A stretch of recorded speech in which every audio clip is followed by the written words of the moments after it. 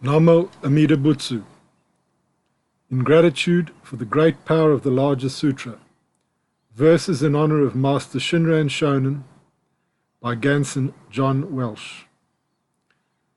How can mere words adequately or completely express our appreciation for our salvation from the evils that oppress us and Amida's Dharma, which frees us from our karmic chains that bind us to endless lives of pleasure and pain, experiencing wrong and right, against which we are powerless to fight, no matter how hard we try. We are like wingless birds unable to fly.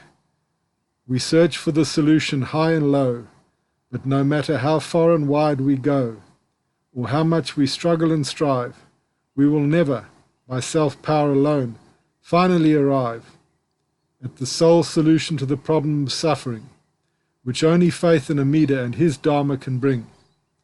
The larger sutra of immeasurable life and Amida's primal vow is the best path to the end of all strife. For all suffering sentient beings in samsara, enslaved by their endless evil karma. Amida bestows on us all his infinite merit and virtues, if we have faith and choose to read and listen to the teaching of this supreme sutra, gratefully accepting this inconceivable gift of Amida and his great wisdom, compassion and grace, unrivaled throughout all time and space. All we can think and say with an attitude of great reverence, humility and gratitude is our Namo Amida Butsu, Namo Amida Butsu, Namo Amida Butsu. Thank you, Amida Buddha. Homage to Amida Buddha. I take refuge in Amida Buddha. The above verses were inspired by the following passages from the writings of Master Shinran Shonen. Chapter on Teaching, the largest sutra of immeasurable life, the true and real teaching, the true essence of the Pure Land Way. 1. A collection of passages revealing the true teaching of the Pure Land Way, compiled by Honen Shinran, disciple of Shakyamuni. 1. Reverently contemplating the true essence of the Pure Land Way, I see that Amida's directing of virtue to sentient beings has two aspects, the aspect for our going forth to the Pure Land and the aspect for our return to this world. In the aspect for going forth, there is the true teaching, practice, shinjin, and realization. 2. To reveal the true teaching. It is the largest sutra of the Buddha of immeasurable life. The central purport of this sutra is that Amida, by establishing the incomparable vows, has opened wide the Dharma storehouse, and full of compassion for small foolish beings, selects and bestows the treasures of virtues. The sutra further reveals that Shakyamuni appeared in this world and expounded the teachings of the way to enlightenment, seeking to save the multitudes of living beings by blessing them with this benefit that is true and real. Thus, to teach the Tathagata's primal vow is the true intent of this sutra. The name of the Buddha is its essence. The sutra passages.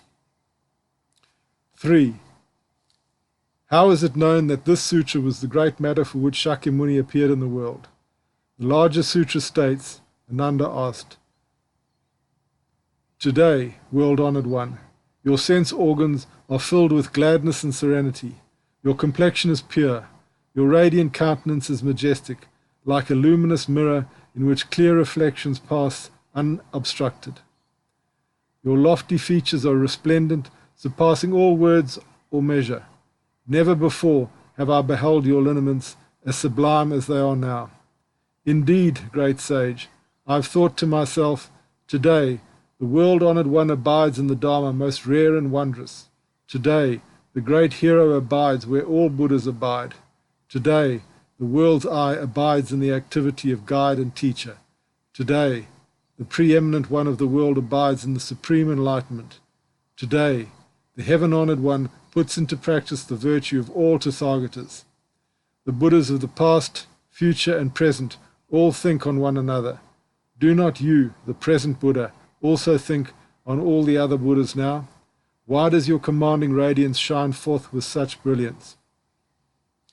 Then the world-honored one said to Ananda, "Did Devas so instruct you that you ask this, or do you inquire of my noble mien out of your own wisdom?"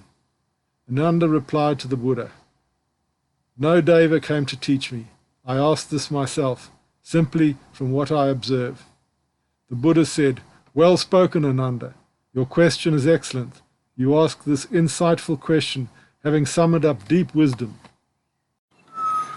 and true and subtle powers of expression, and having turned tender thoughts to all sentient beings. In his boundless compassion, the Tathagata is filled with commiseration for the beings of the three realms. I've appeared in the world and expounded the teachings of the way to enlightenment, seeking to save the multitudes of living beings by blessing them with the benefit that is true and real. Rare is it to encounter and rare to behold a Tathagata, even in countless millions of kalpas. It is like the blossoming of the Udumbara, which seldom occurs. This question you now ask will bring immense benefit. It will enlighten the minds of all devas and human beings. Know, Ananda, that the perfect enlightenment of the Tathagata is immeasurable in its wisdom and vast in its guidance of beings to enlightenment. His insight knows no impediments. Nothing can obstruct it. 4. The Sutra of the Tathagata of Immeasurable Life states, Ananda replied to the Buddha, "World-honored one, this thought occurs to me because I behold the rare and auspicious splendor that now fills your features. It was not taught me by the Devas." The Buddha said to Ananda, "Excellent, well spoken. This question is well asked indeed. You've been able to see the Tathagata's subtle discernment, and well have you inquired of the Tathagata concerning the reason for my splendor. O Ananda, all Tathagatas who are to be revered and who have realized perfect enlightenment dwell firmly in great compassion, and to bring benefit to sentient beings, they appear in the world as great masters, events as rare as the blossoming of the Udumbara. This is why you have asked this question. It is out of commiseration for all the sentient beings, and out of desire to bring them benefit and happiness. Well have you asked this question."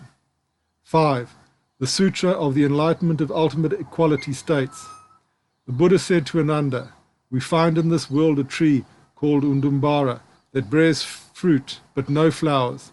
In its rarity, a Buddha's appearance in this world is no different from the blossoming of the Udumbara. And even though a Buddha may not be in the world, exceedingly rare is it that one should encounter that Buddha. I am now Buddha, and have come into this world.